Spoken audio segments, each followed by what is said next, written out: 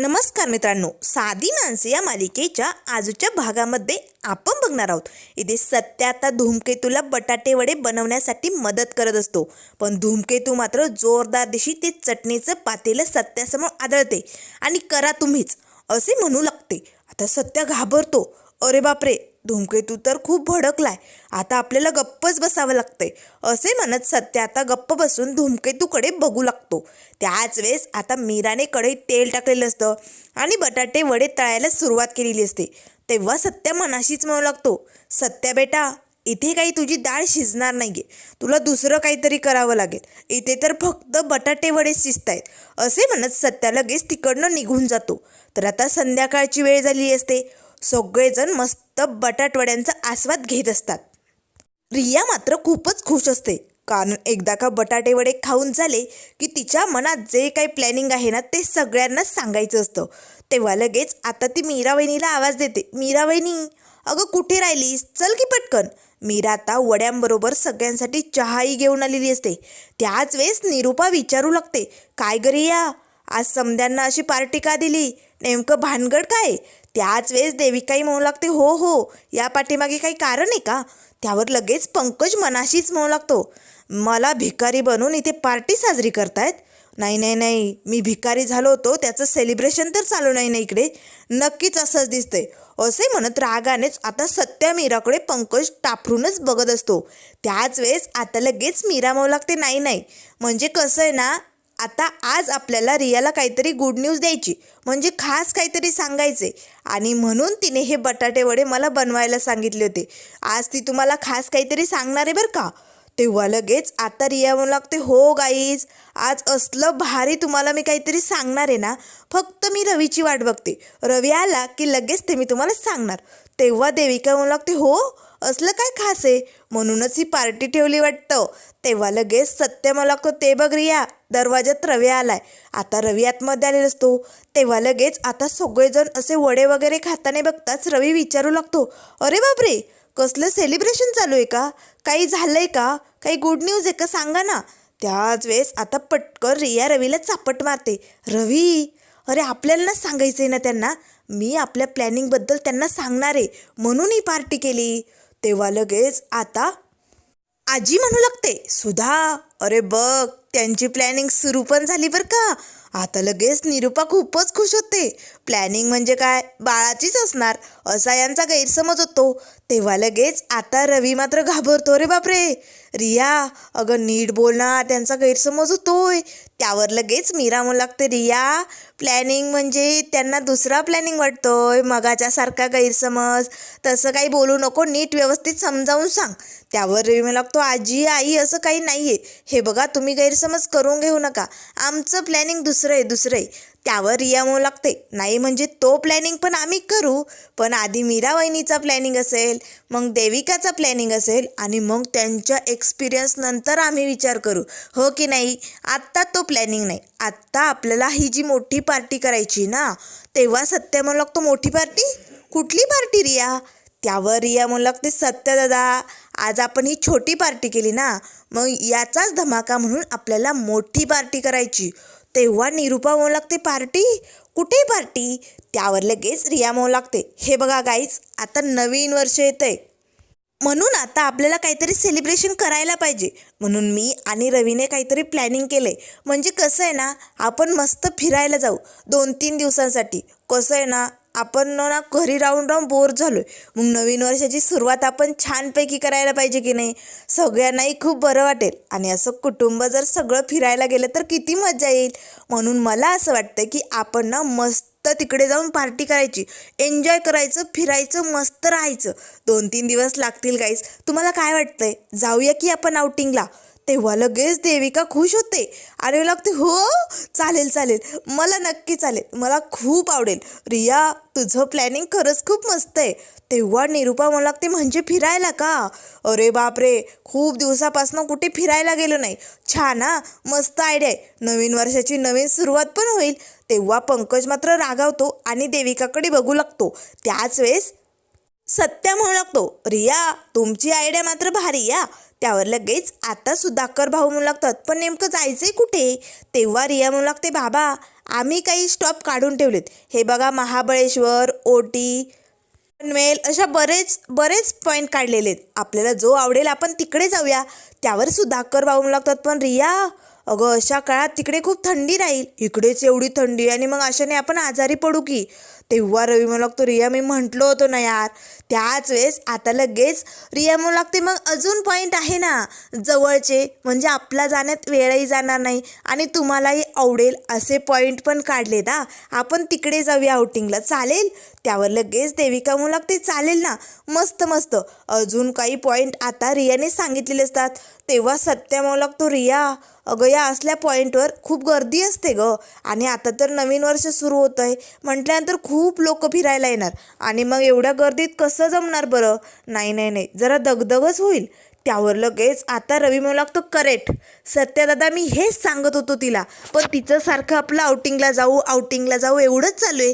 त्याच वेळेस सुधाकर भाऊ म्हणू लागतात, नाही नाही रियाचं बरोबर आहे, नवीन वर्षाचं कुठेतरी फिरायला जायला पाहिजे, पण जरा असं जवळच्या ठिकाणी जिथे आपल्यालाही त्रास होणार नाही, प्रवासही जास्त करावा लागणार नाही आणि एन्जॉयही करता येईल अशा ठिकाणी जाऊया.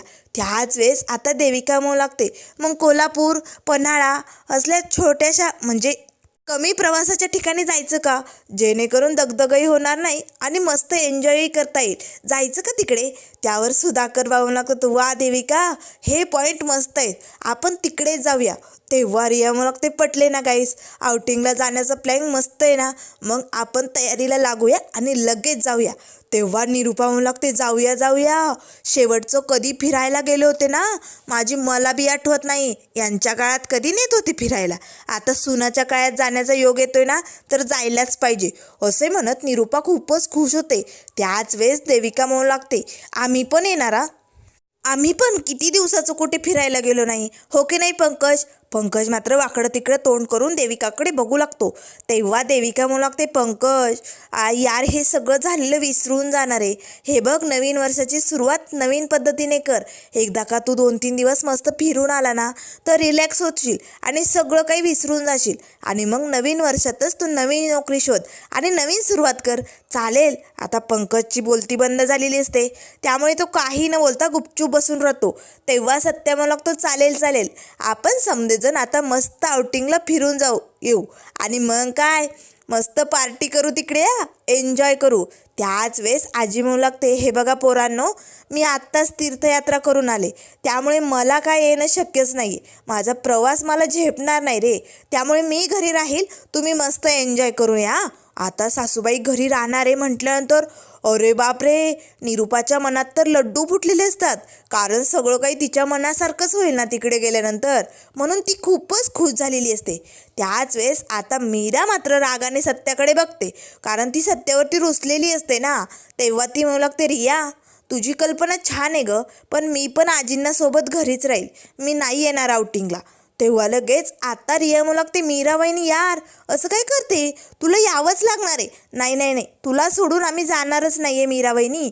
तेव्हा मीरा सत्याकडे रागाने बघतच म्हणू लागते, कशाला आणखीन तिकडे जाऊन आणखीन काही घोळ घालायचे, त्यापेक्षा मला यायचंच नाही आहे. त्यावर लगेच आजी आता सुधाकर भाऊंजवळ येते आणि त्यांच्या कानात सांगू लागते, मीरा सत्यावर रुसली आहे. तेव्हा लगेच सुधाकर भाऊ म्हणू लागतात, सत्यजित तू तुझ्या धूमकेतूला रुसवलंय, काय केलंय तू? हे बघ मीरा नकार देते केवळ तुझ्यामुळे, लक्षात ठेव. तेव्हा लगेच आता रिया म्हणू लागते, सत्यदादा काय केलंय तू? मीरा वहिनीचा नकार तुझ्यामुळे येतोय, काय केलंय तू? तेव्हा रवी म्हणू लागतो, हो सत्यदादा, आता काही करून तुला मीरा वहिनीची समजूत काढावीच लागेल, काय केलंय तू? तेव्हा मीरा म्हणू लागते, नाही रवी भाऊजी, कशाला उगाच काही विचारताय, हे बघा मला काही विचारायचं नाही, बोलायचं नाही, आधीच ना माझा मूड नाही आहे यायचा, मला नाही यायचं असे म्हणत आता मीरा लगेच रूममध्ये निघून जाते. त्याच वेळेस आता रिया म्हणू लागते, सत्यदादा हे सगळं तुझ्यामुळे होतं या, हे बघ सत्यदादा मला मीरावहिनी पाहिजे आपल्याबरोबर पार्टीला, आणि आता तू काही उत्तर द्यायचं नाही, सरळ मीरावहिनीला तयार करायचे बरं का. तेव्हा सत्या म्हणू लागतो, बरं ठीक आहे, तुम्ही रागा तयार आहे, धूमकेतूला कसं मनवायचं ना ते मी माझं बघून घेतो असे म्हणत आता सगळेजण आपापल्या रूममध्ये निघालेले असतात. तेव्हा रिया म्हणू लागते, गाईज आता वेळ व्हायला घालू नका, लगेच बॅगा पॅकिंग करा, आपल्याला उद्याच निघायचंय. असे म्हणत सगळेजण खूपच आनंदात असतात. कितीतरी दिवसांनी बाहेर जायचं असतं ना, कुणाला काय करू काय नाही असं झालेलं असतं. तर इकडे रूममध्ये येताच निरूपाने मोठी बॅग भरायला घेतलेली असते. आता मात्र 7-8 साड्या तरी त्या बॅगेत निरूपाने घातलेल्या असतील. तेवढ्यात रूममध्ये सुधाकर भाऊ येतात. आता जे समोर चित्र दिसत असतं ना, बॅगेत एवढ्या साड्या एवढं सामान, सुधाकर भाऊंना तर धक्काच बसतो. तेव्हा ते म्हणू लागतात, निरूपा अगं काय करायली तू. त्यावर निरूपा म्हणू लागते, गप्प बसा हो, आता उद्या फिरायला जायचे, मग बॅग भरावी लागणारच ना, बॅग भरते मी. त्यावर सुधाकर भाऊ चकित होतात आणि म्हणू लागतात, निरूपा आपल्याला 2 ते 3 दिवस जायचंय. अगं महिनाभर चाललो की काय असं वाटतंय, एवढी बॅग का भरवली तू. तेव्हा निरूपा म्हणू लागते, अहो बाया माणसांना कपडे लागतात, तुम्हाला नाही कळणार ते. तेव्हा सुधाकर भाऊ म्हणू लागतात, निरूपा अगं पण 3 दिवसांसाठी 3 साड्या भरपूर झाल्या की, एवढ्या साड्या.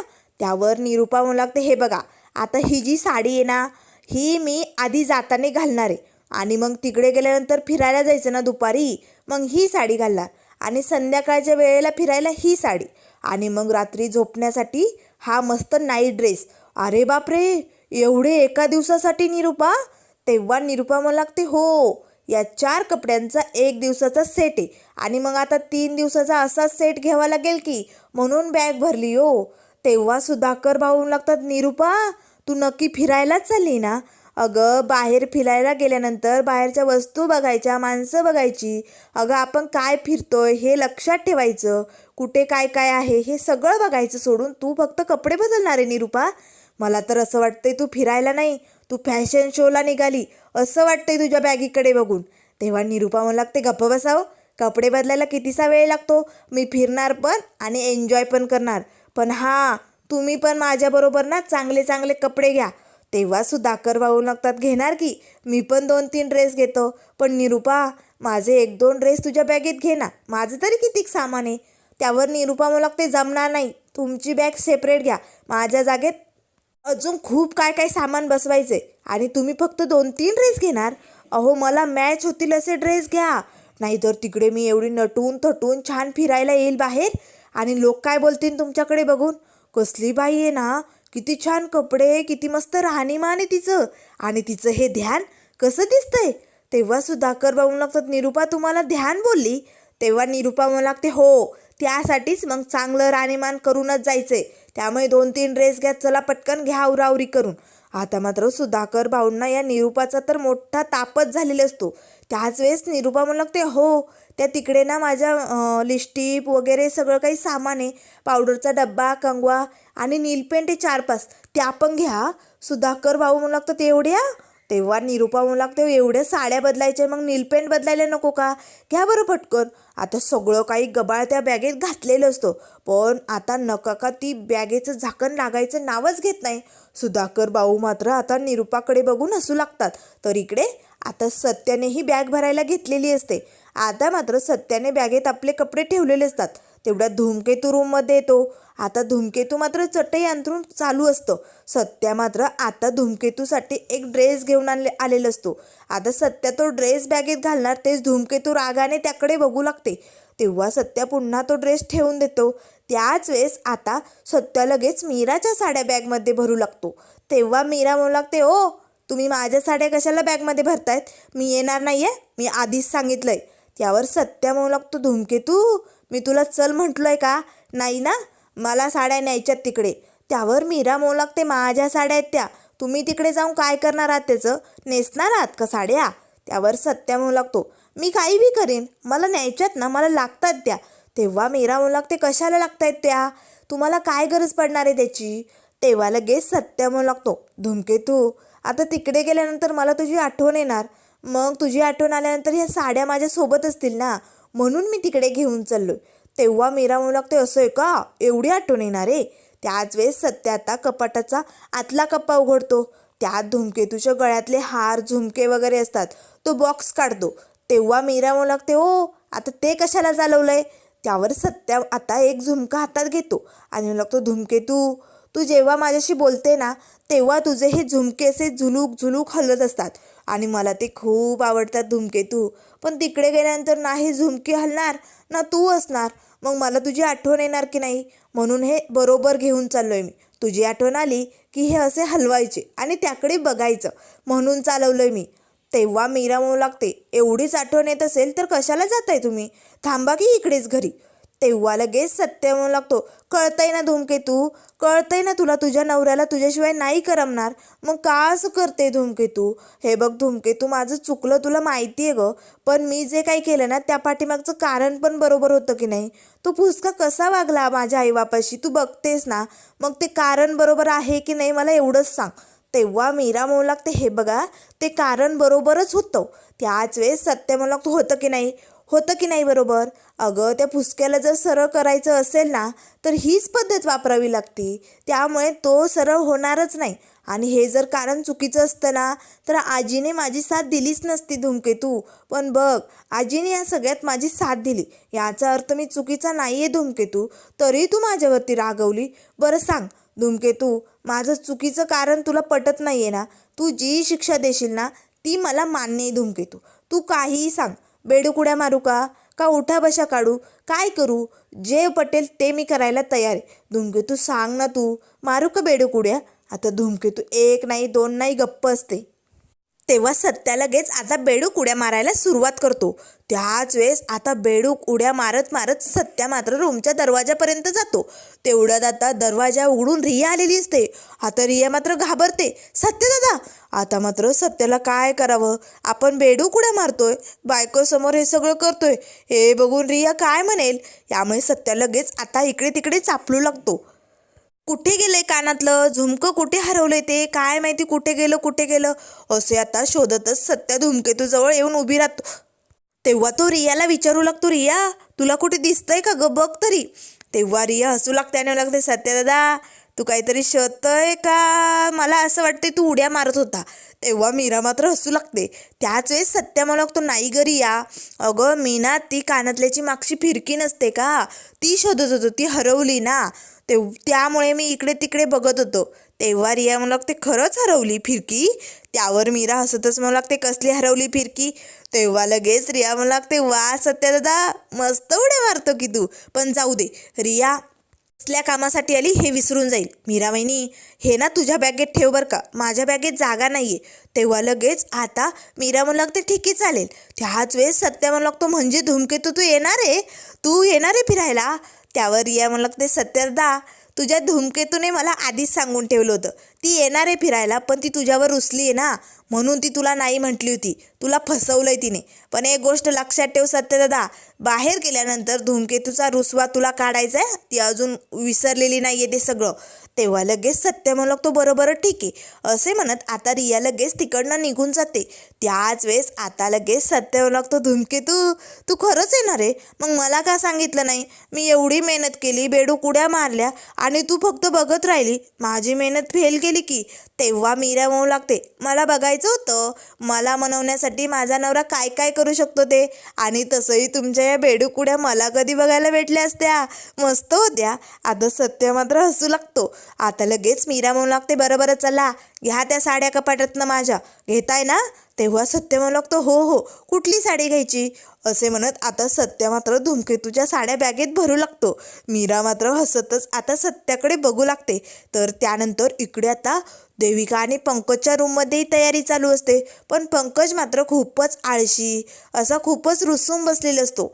तेव्हा देविका म्हणू लागते, बेबी यार आपण फिरायला चाललोय, असं काय करतोय तू, जरासा मूड करणार आहे बेबी, असं केल्यानंतर कसे मजा येणार बाहेर. तेव्हा पंकज म्हणू लागतो, कसला मूड करू, आपण चाललोय कुणाच्या प्लॅनिंगवर आणि कुणाच्या नाकाच्या जोरावर माहिती आहे ना, ती सत्या मीरा सगळेजण आहे, आणि त्यांनी आज मला जे काय बनवलं ना त्यामुळे मला येण्याचा मूडच नाही आहे देविका. तेव्हा देविका म्हणू लागते, हे बघ हे सगळं विसरून जा, नवीन वर्ष सुरू होणार आहे की नाही, हे बघ आपण नवीन सुरुवात करूया, सगळं काही ठीक होईल पंकज, पण प्लीज आत्ता मूड ठीक करणार आहे. तेव्हा पंकज लागतो, कसा करू, त्या सत्याने माझी वाट लावली इकडे पार, माझी सगळीकडे चव घातली, काय करू मी. त्यावर देविका म्हणू लागते, त्या सत्या मीराला धडा शिकवायचा आहे आणि आपलं भलं करायचं आहे की नाही, त्यासाठी पंकज माझ्याकडे एक खूप भारी आयडिया आहे, ती आयडिया तो प्लॅनिंग जर आपण केला ना तर सगळं काही आपलंच होणार. तेव्हा पंकज लागतो, बेबी कसली आयडिया, कसलं प्लॅनिंग मला सांगशील? आता इथे देविकाने सगळं काही प्लॅनिंग इथे पंकजला सांगायला सुरुवात केलेली असते. आता मात्र हे प्लॅनिंग ऐकताच पंकज कसा खुश होतो आणि आनंदाने उड्याच मारायला लागतो. खरंच बेबी? तेव्हा देविका म्हणू लागते, हो पंकज, एकदा का हे 2-3 दिवस फिरून येऊ दे. पुढच्या नवीन वर्षात हे घरदार सगळं आपलंच असणार आहे. बघ असा प्लॅनिंग आहे आपला. चल त्यामुळे एन्जॉय कर, कुणालाही काही कळता कामा नये. आता मात्र या दोघांनी असं काय ठरवलेलं असतं आणि काय धमाका करणार आहे, काय प्लॅनिंग असणार आहे हे आपल्याला पुढे बघायला मिळेलच. तर इथे आता सगळ्यांची आवरावर झालेली असते. दुसऱ्या दिवसाची सकाळ होते. सकाळी सकाळी आजी हॉलमध्ये असते. आजी मात्र अजून कोणीही हॉलमध्ये काय येत नाही आहे. बहुतेक ना आज यांचा फिरायचा प्लॅन दिसतच नाही असे आता आजी विचार करत असते. तेवढ्यात सत्या येतो. सत्या म्हणू लागतो, आजी अगो अजून कोणी येईना नाही. तेव्हा आजी म्हणू लागते, काय माहिती, बहुतेक प्लॅन कॅन्सल झाला असेल. सत्या आता बाप निरूपा सगळ्यांना आवाज देतो. तेवढ्यात आता निरूपाची एंट्री झालेली असते. अगदी ड्रेस घालून, मस्त लाल कलरचा गॉगल घालून आणि अशी डोक्यात टोपी घालून निरूपा आलेली असते. आजी आणि सत्या तर निरूपाकडे बघू लागतात. निरूपाच्या पाठोपाठ सुधाकर भाऊही अगदी टी शर्ट टोपी घालून अगदी मस्त तयार होऊन आलेले असतात. आणि इकडे देविकाने मस्त छान असे केस मोकळे सोडून ड्रेस घालून छान लुक बनवलेला असतो. पंकजही छान टी शर्ट घालून तयार असतो. रवी रियाही छान तयार होऊन आलेले असतात. आता मात्र लगेच आजी म्हणू लागते, वा वा वा, समदेले भारी दिसायले ता, एकापेक्षा एक वरचढ. त्याच वेळेस आता सत्या म्हणू लागतो, पण धूमकेतू कुठे राहिली? धूमकेतू अजून कशी येईना नाही? आता लगेच निरूपा म्हणू लागते, तुझ्या धूमकेतूला जरा जास्तच वेळ लागतो. तेवढाच सत्य म्हणू लागतो, धूमकेतू येईलच पण निरूपा तू कशी दिसायली तुला माहिती आहे? अगं तो पाण्यात मोठा मासा नसतो का, असे त्याचे डोळे मोठाले आणि गाल फुगलेले, तशी दिसायली तू. आता सगळेजण हसू लागतात. तेव्हा निरूपा म्हणू लागते, गप्प बैस रे. श्रीमंत माणसं बाहेर फिरायला गेल्यानंतर ना त्या कसे राहतात, कसे वागतात ना ते तुला नाही कळणार, म्हणून मी हे सगळं केलंय. त्यावर सत्य म्हणू लागतो, बाप, अरे निरूपाचं ठीक आहे, या देविकाचा अंकल आला होता तेव्हाही तिने असं काहीतरी होलिया केला होता, पण तू काय असं काय बनवलंय? तेव्हा सुधाकर भाऊ म्हणू लागतात, सत्यजित, अरे मी तिचा ते काय दंका आहे ना, काय ते वेगळ्या भाषेत म्हणतात नवरा, म्हणून मग तिला सूट होईल म्हणून तिने मला हे असं तयार केलंय. त्यावर आजी म्हणू लागते, भारी या, एक नंबर भारी. तेव्हा देविका म्हणू लागते, आई बाबा किती मस्त दिसताय तुम्ही, मेड फॉर इच अदर, एक नंबर भारी जोडी. तेव्हा पंकज लागतो, वा मम्मा, पप्पा खरंच खूप छान कपल दिसताय तुम्ही. तेव्हा लगेच आता सगळेजण खूप खुश असतात. त्याच वेळेस आता निरूपा म्हणू लागते, चला चला आपल्याला उशीर होईल. तेवढ्यात रिया म्हणू लागते, मीरा वहिनी कुठे, मी बघून येते. त्याच वेळेस आता लगेच रिया जाते मीरा वहिनीला बघण्यासाठी. तेवढ्यात निरूपा म्हणू लागते, ही मीरा ना दरवेळेस असंच करते, जणू काही तिला खूपच किंमत आहे असं दाखवते, खूप खूप किंमत लागते ना तिला. आमचं काय बाबा, आम्ही राहू केतू आणि ती काय धूमकेतू ना, म्हणून तिची जास्तच वाट बघावी लागती. या मीरामुळे ना आज उशीरच होणार आहे, अशी कुटकुट आता निरूपाची चालू असते. त्याच वेळेस रिया येते आणि मला लागते, सत्य दादा, अरे मीरा वहिनी रूममध्ये नाही आहे. आता मात्र सत्यासमोरही प्रश्न पडलेला असतो, धूमकेतूने ऐन वेळेस नकार दिला की काय यायला, काय झालंय असे म्हणत आता सत्याही धूमकेतूला शोधू लागतो. तर त्यानंतर मित्रांनो पुढील भागामध्ये आपल्याला बघायला मिळेल, आता धूमकेतूकडे ड्रेस नसतात, तिच्याकडे साड्या असतात. सगळेजण खूप छान तयार झालेले असतात म्हणून धूमकेतू रुसलेली असते. आता मात्र सत्याने धूमकेतूसाठी छान असा ड्रेस आणूनही ठेवलेला असतो. आता लगेच सत्य म्हणू लागतो, धूमकेतू हा ड्रेस घालून तू ये, तू खूप छान दिसशील. सगळेजण गाडीत बसलेले असतात. सत्या धूमकेतूची वाट बघत असतो. आता मात्र त्या निळ्या रंगाच्या ड्रेसमध्ये धूमकेतू इतकी कशी छान दिसत असते. आता धूमकेतूची एंट्री झालेली असते. सत्या मात्र धूमकेतूच्या प्रेमात पडलेला असतो. तिच्याकडे एकटक बघत असतं. मस्त मोकळे केस चढून ड्रेस घालून आपली धूमकेतू खरंच भारी दिसत असते. तर हे सगळं बघण्यासाठी मित्रांनो चॅनलला लाईक करा, सबस्क्राईब करा आणि व्हिडिओ बघितल्याबद्दल धन्यवाद.